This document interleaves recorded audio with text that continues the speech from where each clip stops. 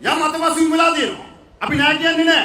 අපි ඒ අතපසුවීම් හඳුනගෙන ඒ වැරදි හදාගෙන මේ රටට ගැළපෙන මහ පොළවේ පය ගහපු දේශපාලන බලවේගයක් නිර්මාණය කරන්න අපි පෙළ ගැහෙනවා කියන එක අපි ඔබට මතක් කරනවා. මහින්ද රාජපක්ෂ රට කරනකොට ඔබ තමුන්නාන්සේලාට හිතුණා නේද අපේ අනාගතය සුරක්ෂිතයි කියලා?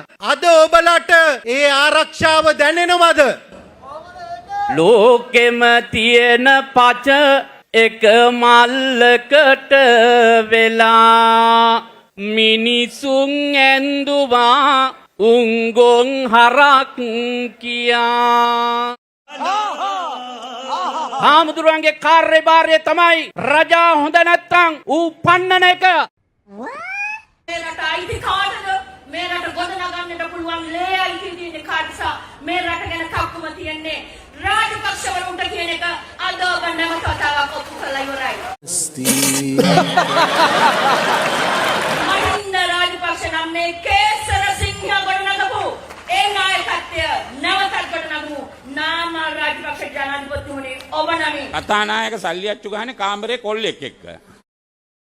මං දරස් ගාලා කාමරේ අරගෙන ගියා කියලා මිනිහට මල පැන්නා. මිනිහා සල්ලියච්චු ගහන්න සූදානම් වෙලා ඒ වෙලාවේ. සබ්ජෙබෙන් කළුතරෙන් චන්දිල්ලලා එවන්තා එන්න ළඟට 21000ක් විතර මනාප ගත්ත අමිල අපිට ඇවිල්ලා කිව්වා අයි අපි ලෑස්ති නාමල් රාජපක්ෂ එක්ක මේ ගමන යන්න කියලා. මම අද අමිලව බාර කරනවා අපේ නායකතුමාට. ඔබේ කණ්ඩායම සමග එකතුව සර් ළඟට ගිහිල්ලා කරු මාලේකම් තුමනි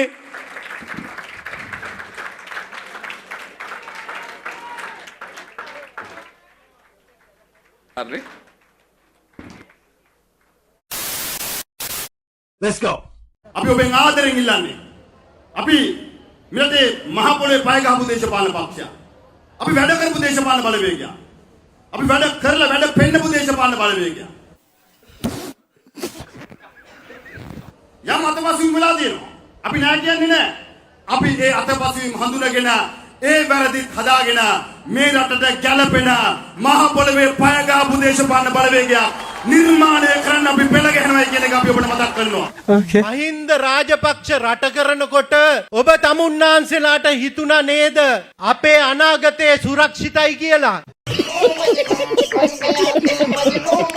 හැබැයි මේ නඩේ රට බාර අරගෙන අද ඔබලට ඒ ආරක්ෂාව දැනෙනවද? අපි හැමෝටම දැනෙන්නේ මේ රටට මහ මූසලකමක් මහ කාලකන්නිකමක් ලැබිලා කියලා. මේක වෙනස් කරන්න ඕනේ. ලෝකෙම තියෙන පච එක මල්ලකට වෙලා මිනිසුන් ඇඳුවා උංගොන් හරක් කියා. උඩින් වැඳලා යටින් සාසනයට ගහලා පන්නමු ආණ්ඩුව දොරරය මත එලලා. මේ ආණ්ඩුව මේ ශාසනයට කරන හානියට, මේ ජාතියට කරන හානියට, මේ රටට කරන හානියට පළමුවෙන් එන ඕනම මැතිවරණයකට එකට තියලා අපි මේ ආණ්ඩුව පරද්දනවායි කියන එක පැහැදිලිව කියනවා. හාමුදුරුවන්ගේ කාර්යභාරය තමයි රජා හොඳ නැත්තම් ඌ පන්නන එක. ඒක නිසා රජෝ උඹ දැන් හොඳ නෑ. මේ ආණ්ඩුවේ තාමත් ඉන්නවා නම් ඩෝබිලා උඹලට කියනවා හෙට දවස් උඹලට අපලයි. කතාවට ලෑස්ති නෑ. හැබැයි මගේ කතාව අරගෙන මම එනවා. ඒ කතාවට කාලේ හම්බ වුණා. ඒ කතාවට අපි රොද බඳින රට එක මීටර දීපු කට්ටියට කාලේ දුන්න රට හදන්න හදපු කාලේ ගැන ඔබේ හෘද සාක්ෂි දරාවි. ඒක නිසා මේ රට අයිති කාටද? මේ රට ගොඩනගන්නට පුළුවන් ලේ අයිති තියෙන කාටසා මේ රට ගැන කක්කුම තියෙන්නේ රාජපක්ෂවරුන්ට කියන එක අද ඔබ නැවත වතාවක් ඔප්පු කරලා ඉවරයි.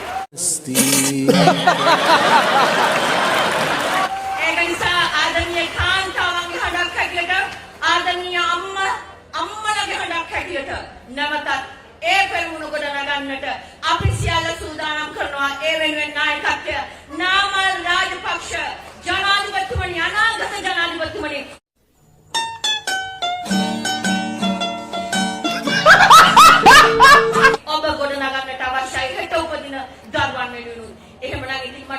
කාලෙත් නෑ කතා කරන්නට ගොඩක් අය ඉන්නවා. ඔබ පෙරමුණේ පොදු ජන පෙරමුණේ එහෙමනම් හදමුණට නැවත වතාවක් නවත්තපු තැනින් මහින්ද රාජපක්ෂ නම් මේ කේසර සිංහයා ගොඩනගපු Oh my. ඒ රටේ සේනාධිනායකයා ගොඩනගපු ඒ නායකත්වය නැවතත් ගොඩනගමු. නාමල් රාජපක්ෂ ජනාධිපතිතුමනි, ඔබ නමින් ඔබ ඒ මහා වංශයේ ඉතුරු පරිච්ඡේදය ලියන්නට ඔබට මේ මිනිස්සු අවස්ථාව දෙයි. तो रुको जरा सबर करो. ඒ ඔබ රන් අකුරින් මේ රටේ මිනිස්සුන්ගේ උස්මට ණය නැතුව ගොඩනගන්න කියලා මම ඔබතුමාගෙන් ඉල්ලා සිටිනවා. බොහොම ස්තුතියි. පාර්ලි චැම්පියන් කැමතුමක් සල්ලි අච්චු ගහනවා කියලා. මෙතන කාන්තාවෝ හිටියට කමන්නේ කියන්න වෙනවා. අපේ කතානායකතුමා සල්ලි අච්චු ගහනවා. කතානායක සල්ලි අච්චු ගහන්නේ කාමරේ කොල්ලෙක් එක්ක. ඒක මේ පිරිමි අය දන්නවා ඉස්සර සල්ලි අච්චු ගහනවා කිව්වම. ඒක හොඳ කතාවක්. ඉස්සර දැල්ලා නේද හිලාවෙල්ලි දැල්ලා අය. සල්ලි අච්චු ගහන්නේ අපේ කතානායක කාමරේ. මම මේ ළඟදී හදිස්සියේ දයාසිරි ඇමතුමාට මං කිව්වා මෙන්න මේමයි මට වරප්‍රසාද ප්‍රශ්නයක් දාන්න ඕනේ කියලා ලියුමක් අරන් ගියා ජීඑල් පිරිස් මහත්තයා කාමරේට. මං දඩස් ගාලා කාමරේ අරගෙන ගියා කියලා මිනිහට මල පැන්නා. මිනිහා සල්ලි අච්චු ගන්න සූදානම් වෙලා ඒ වෙලාවේ. කරන්න දෙයක් නැහැ. මට අනිත් පවදා පාර්ලිමේන්තුවෙන් එළියට දාලා මහා ජනමරයක් කරා. මේ ආණ්ඩුව අද දුවන්නේ පේන්න ඉන්න ජනාධිපති කැබිනට් එකයි නෙවෙයි. මේ ආණ්ඩුව තනිකර දුවන්නේ මහ බැංකුවේ. මහ බැංකුව මොකද්ද කියන්නේ? ආණ්ඩුව ඒකට yes කිය. මහ බැංකුව අධිතුමාට උණ හැදෙන්න එපා, හැම්බිරිස්සාවක් හැදෙන්න එපා, හෘදයාබාධය වැඩි වෙන්න එපා, ඉල්ලාස් වෙන්න එපා. යම් විදියකින් මහ බැංකුව අධිපතිවරයා ඉල්ලාස් වුණොත් මොකොත් නෑ කියලා වුණා මේන් ස්විච්. පක්ෂනායකතුමා දුරකථනයෙන් ගරු ජනාධිපතිතුමාට දැනුම් දුන්නා. අපි සර්වපාක්ෂික සාකච්ඡාවකට සූදානම් බවත් රට වෙනුවෙන් ආර්ථිකය ආරක්ෂා කර ගැනීම සඳහා වන ඉදිරි වැඩපිළිවෙලක් පිළිබඳව සාකච්ඡා කරන්න සූදානම් බව. අපි ඒක හොඳ හිතින් කරන දෙයක්. අපේ පක්ෂ කිසිවෙක් තනිව ආණ්ඩුවේ තනතුරු ගන්නෙ නැහැ. අපි සියලු දෙනා පොදුවේ සූදානම් රජයේ දුෂ්කරතාවයක පත් වෙලා ඉන්න වෙලාවේ රට ගැන හිතලා අපි සතු දැනුම අවබෝධය විශේෂඥතාවය ලබලා දෙන්න. නාමල් රාජපක්ෂ මෙතනට එන එක වළක්වන්න තමයි එදා ඉඳලා ලැම්බෝගිනි 18 බොරුව පවුන් 90 බලු මාල කතාව මිලියන 380ක් ඩොලර් රොකට් කතාව මහලේකම්තුමනි මේවා හැදුවේ මහින්ද ජනාධිපතිතුමාට ගහන්න නෙවෙයි නාමල් රාජපක්ෂට එරෙහිව තමයි. සබ්ජෙබෙන් කළුතරෙන් ඡන්දිල්ලලා එවන්තා එන්න ළඟට 21000ක් විතර මනාප ගත්ත අමිල අපිට ඇවිල්ලා කිව්වා අයි අපි ලෑස්ති නාමල් රාජපක්ෂ එක්ක මේ ගමන යන්න කියලා. මම අද අමිලව බාර කරනවා අපේ නායකතුමාට ඔබේ කණ්ඩායම සමග එකතුව සර් ළඟට ගිහිල්ලා කරු මහලේකම්තුමනි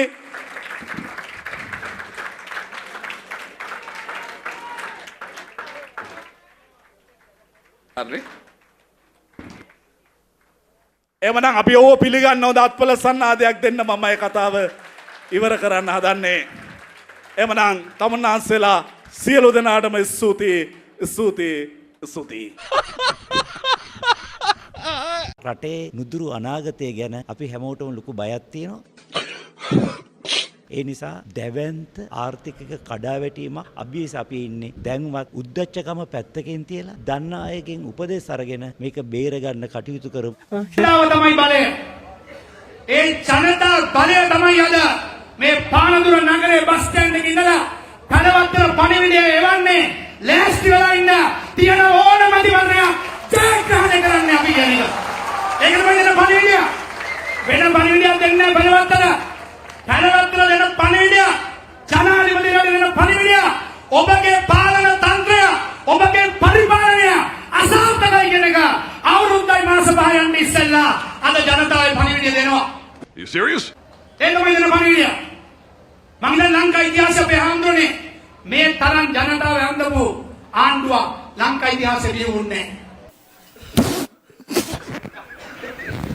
මෙරටේ වෛද්‍යවරු, මෙරටේ නීතිඥවරු, මෙරටේ වෘත්ති සමිති නායකයින්, මෙරටේ රාජ්‍ය සේවීන නිලධාරී මහාචාර්යවරුන් විද්‍යාඥයින් ඒකට මේ මහා සංඝරත්නය පූජකවරු කවදාකවත් මේක රැවටුවේ නැහැ. හැම උගත් බුද්ධිමත් මිනිස්සෙක්ම රැවටුවා. අහිංසක ගෝවියවත් රැවටුවා. අහිංසක ගමේ ඉන්න අහිංසක මිනිස්සුන්ට රැවටුවා. හැම මිනිස්සෙක්ටම පුරවැසියෙක්ටම පොරොන්දු දුන්නා. පොරොන්දු දීලා බලය ගත්ත ජනාධිපතිවරයා අම්පාරට ගිහිල්ලා කියනවා ඡන්ද කාලෙදිත් කියපුවා ඒව ඡන්ද කාලෙ විතරයි කියලා. ඒක නෙවෙයි දුන්න පණිවිඩය. ඊ දැක්කන ප්‍රවෘත්ති යන්නේ.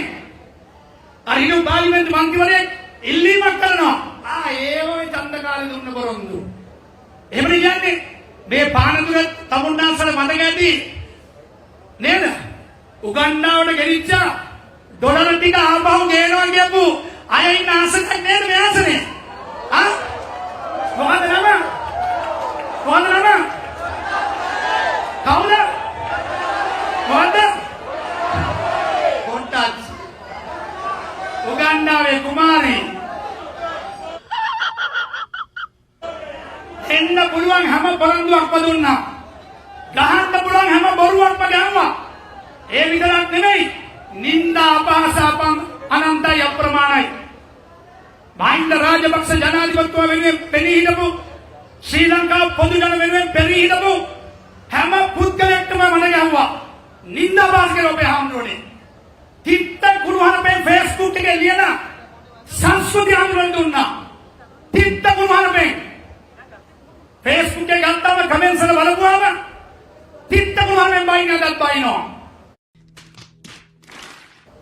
කවුද මේ සංස්කෘතිය ගෙනාවේ? කවුද ගෙනාවේ?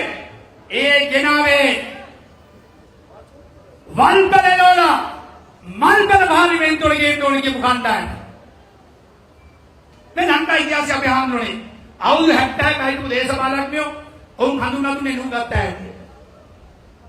ඉගෙන ගත්තේ නැති අය. වැඩක් නොකරපු අය. හොරකම් කරපු අය. ජනතාවගේ මුදල් ගසා කාපු අය. එහෙමනේ මම ගාවේ. එනිසා කිව්ව පාර්ලිමේන්තුව සමාදානයකට ලක් කරන්න. ලංකා ඉතිහාසයේ දේශපාලන පක්ෂයක උගත්තු ඉන්නවනම් ඒ ජේ.වී.පී ගේ පමණයි කියලා කිව්වා. ඔවුන්ගා ඉන්නේ සියලුම අය උපාධි ගත්ත දොස්තරවරු, වෛද්‍යවරු, නීතිඥයෝ නේද? කෙසෙන් නැක්ක වෙනස් කරලා මතකයි කියුවා. එහෙමයි ඉන්නවා කිව්වේ. හැබැයි අද වෙද්දී ඔප්පු කරලා ඉවරයි. පාර්ලිමේන්තුවේ කතානායක කියන්නේ උත්තරීතර නායක පාර්ලිමේන්තුවේ ලංකා නිදහස් ඉතිහාසයේ පළවෙනි වතාවට අපේ හාමුදුරනේ හොර උපාධියක් ගත්ත කතානායකවරයෙක් පත් කරපු ආණ්ඩුවක් මේ ආණ්ඩුව. අදටත් නෑ ජපානයේ කියලා කියනවා කිව්වා. එදා ඉඳලා අපිට අහන්න ලැබෙන්නේ ආචාර්ය මහාචාර්යවරු බහුතරයක් සම්පූර්ණයෙන්ම හොර සාධක ගෙනාව උගත්කමක් නැති අය තමයි මේගොල්ලෝ. උගත්කමක් තියනවා, උපාධිය තියනවා, උගත්ම ගෙනාපු කට්ටිය. අද වෙනි දවස් ගානේ අපි හාමුදුරනේ දවස් ගානේ ඔප්පුගෙන යනවා කියපු බොරු.